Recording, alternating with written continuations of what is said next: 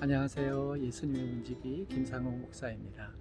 여러분, 버림받음이라고 하는 단어를 떠올리시면 어떤 단어가 유추가 되어서 연속해서 떠오르십니까? 쓰레기, 쓸데없는 거, 불필요한 거, 무가치한 거, 이런 단어들이 연속해서 떠오르실 줄 알아요. 그래서 이 세상 살이하는 동안 내가 버림받은 대상이 된다는 걸 좋아할 사람은 아무도 없습니다. 내가 누군가에게 버림받는다. 어느 공동체에게 버림받는다. 어느 회사에게 버림받는다. 또는 가족에게 버림받는다. 이건 굉장히 참 마음을 아프게 하고 서글프게 하는 그런 내용입니다. 특별히 그 대상이 자신이 기대했던 사람들에게 버림받는다면 그 절망감은 아무래도 말로 형언할 수 없을 만큼 상실감이 크고 절망감이 클 줄 압니다. 그래서 이 세상살이에서는요, 버림받음이라는 것은 무가치하고 쓸모없는 거에만 적용되는 단어이고 내 자신에게 적용하고 싶어 하지 않는 그런 단어 중에 하나라고 할 수 있겠습니다. 그런데 반복해서 제가 말씀드리지만 기독교의 가치관은 세상살이의 가치관하고는 정말 다릅니다. 여러분, 이 기독교의 가치관은요, 세상살이에서 볼 때 뭐 저런 걸 선택할까, 뭐 저런 것을 신앙의 중심에 둘까 하는 그 무가치하고 쓸데없어 보이는 것들을 중심 주제로 삼고 그 가치를 역전시켜서 그 역설적인 의미를 드러냄으로써 세상에서 발견하지 못하는 위대한 진리와 감동을 주는 것이 기독교라고 할 수 있겠습니다. 그런 의미에서 볼 때 이 버림받음도 동일합니다. 여러분, 이 버림받음이 기독교 내에 들어오면 전혀 다른 용어로 바뀌게 됩니다. 어떤 의미에서 보면 기독교는요, 이 버림받음이라는 개념이 없으면 우리 기독교는 존립할 수가 없습니다. 무슨 말씀인가 하면요, 기독교는 예수 그리스도를 중심으로 한 종교입니다. 그런데 이 예수 그리스도께서 바로 버림받음을 당하신 분이십니다. 그것도 자발적으로 버림받음을 당하셨어요.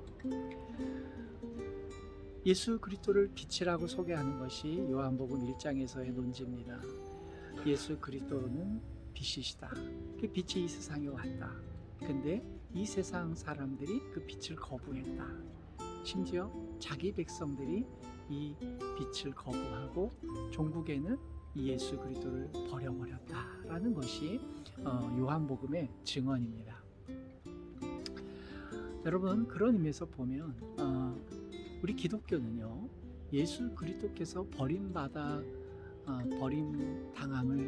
당하셨기 때문에, 버림받음을 당하셨기 때문에 우리가 새로운 삶의 가치, 삶의 구원의 영원한 구원에 이르게 된 것입니다. 버림받음의 반대말이 뭘까요? 네, 선택받음입니다. 예수께서 버림받으셨기에 우리는 선택받은 것이 되는 겁니다. 성경에 이렇게 보면 예수님만 그런 게 아니라 예수님이 소개하는, 또 성경이 소개하는 수많은 신앙이 좋았던 우리 믿음의 선배들 역시 이 버림받음의 주인공들이었어요. 모세, 다윗, 예레미야, 제가 열거할 수 없는 수많은 분들이 버림당함을 몸소 체험하고 지속적으로 체험하고 또 매우 고통스럽게 경험했던 그런 분들이었습니다. 심지어 다윗 같은 경우는 그가 직접 시편에서 노래하기를 내 부모는 나를 버렸으나 라고 고백을 합니다. 자기 부모에게조차 버림받고 형제들에게 인정받지 못했던 다윗, 그 버림받음에서 오히려 하나님께서 그를 선택해 주시는 그런 위대한 역사를 보게 되는 겁니다. 그게 기독교의 매력입니다. 우리 기독교의 가치관 중에 흔들리지 않는 원칙이 있습니다. 천국의 원칙은 흔들리지 않죠. 원칙이라는 것 자체가 흔들리지 않으니까요. 그런 의미에서 보면 예수께서 천국을 비유하실 때에 또 예수님의 나라의 가치를 설명하실 때 이런 말씀을 하셨어요. 건축자들의 버린 돌이 모퉁이 돌이 되었다. 이런 말씀을 하세요. 맞아요. 건축자들은 그 쓸모없어 보이는 돌멩이를 계속 버립니다. 계속 버리고 이리 치우고 저리 치우고 그 돌을 줍는 사람들마다 무가치하다고 버립니다. 사실 건축자 입장에서 보면요, 그 그건 버려지는 게 맞거든요. 왜냐하면 그들이 알고 있는 규격, 그들이 예측하고 있는 그러한 기준, 또 그들이 원하는 사이즈가 아니거든요. 그래서 건축가들이 이미 설정해 놓은 기준에 맞지 않기 때문에 그 돌은 계속 버려지는 거예요. 그러다가 이 돌은 결국은 모든 돌들과 건축자들은 건물 속에 들어가서 건물이 완공이 되고 나면 보이지 않는데, 그 남겨진 한 돌이 가장 못생기고 규격화되지 않다고 또 쓸모없다고 여겨지던 그 돌이 건물의 머릿돌이 되어서 오고 오는 많은 사람들이 이 건물이 언제 지어졌고 누구에 의해서 지어졌고 무엇을 기념하는지를 잘 설명해 주는 대표적인 상징적인 돌로 변모하게 되는 것이죠. 그것이 천국의 가치입니다. 이 이야기는 예수님을 비유하는 것이죠. 사람들은 계속해서 예수 그리스도를 환영하지 않고 거절하고 예수 그리스도를 밀쳐내고 심지어 이제 버렸지만, 그 예수 그리스도께서 종국에는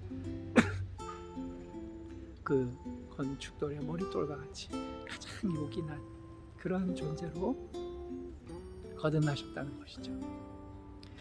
우리 예수님을 믿는 백성들도 이 가치를 따라 살아야 된다고 저는 생각합니다.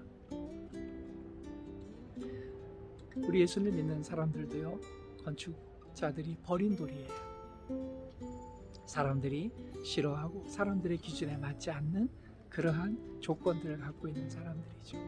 그렇기에 사람들이 선택하지 않았기에 하나님께서 선택해 주시는 겁니다.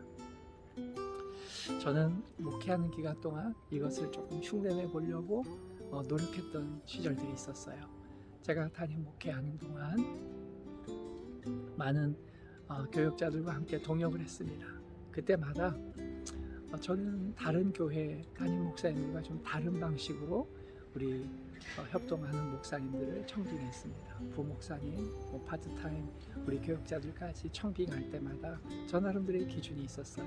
그건 뭐냐 하면 다른 교회에 부름받지 못하고 오랫동안 휴직 가운데 있는 분들, 또 어느 교회에서 써주지 않는 처음 이제 경력이 없는 분들, 이런 분들을 거의 첫 번째 교회 때는 거의 90% 이상 그런 분들을 모시고 함께 동역했었고요.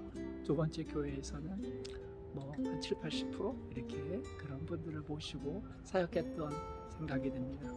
왜 그렇게 했느냐? 그분들이 불쌍해서 그랬느냐? 아니요. 그분들 불쌍한 분들 아니에요. 그분들 굉장히 뛰어난 분들이었습니다. 저와 함께 사역하는 동안 너무 설교도 잘하시고 하나님의 말씀에 대한 깊은 이해가 있으셨고, 또 주님에 대한 특별한 사랑이 있던 분들이에요. 그래서 지금은 담임 목사님이 되셨거나 큰 교회 부목사님이 되시거나 선교사님이 되시거나 그렇게 열심히들 자기 분야에서 활동을 하고 계십니다. 그럴 때에 그분들 모두 다 본인들이 기대했던 이 교회는 나를 써주겠지, 저 교회는 나를 고용해 주겠지, 나를 청빙하겠지 하고 재차 질문했고 기대했던 모든 교회에서 부름을 받지 못하고 결국은 사역을 이렇게 하나님을 바라보고 있던 그런 상황에서 어떻게 이제 저랑 연결하게 하셔서 주님이 저와 동역하게 하는 기쁨을 얻게 되었습니다. 그 시절 굉장히 재밌었고 행복했었습니다. 사랑하는 성도 여러분, 이 땅의 세상살이가 점점 각박해지고 있습니다. 장기 불황, 게다가 또 코로나로 인해서 여러 경기들이 위축이 되고요. 그리고 또 우크라이나 전쟁까지 일어나서 더더욱 힘들어지고 있습니다. 제가 오늘 일부러 해가 지고 점점 어두워지는 시간에 촬영을 시작했어요. 이유가 있어요. 이제 이렇게 세상이 어두워지고 캄캄해지고 정말 막막해지는 그런 상황 속에서 우리는 여전히 하나님의 한 줄기 빛을 보게 되는 거예요. 세상은 나를 버리고 또 우리를 외면할지 모르지만 그럴수록 하나님께서는 여러분들을 선택하실 겁니다. 그 하나님의 선택 안에서 그분이 언젠가 나를 쓰실 것이고, 또 그와 함께 뚜벅뚜벅 걸어가는 그 발걸음 속에는 아무리 어둠이 내린다 할지라도 빛 대신 예수 그리스도께서 나와 함께 하시고, 그 빛 대신 예수님은 그분 자체가 버림당하였던 분이었다는 것 잊지 마시기 바랍니다. 그러기에 여러분들을 가장 안전하고 가장 복되고 가장 영원한 길로 인도하실 줄 믿습니다. 모쪼록 우리 예수님 버림받으셨던 그분이 우리를 선택해 주신, 또 다른 버림당했던 우리를 선택해 주신 그 예수님과 동행하며 그분의 빛 가운데로 걸어가는 여러분들이 되기를 예수님 이름으로 부탁드립니다. 예수님의 문지기 김상호 목사입니다. 감사합니다.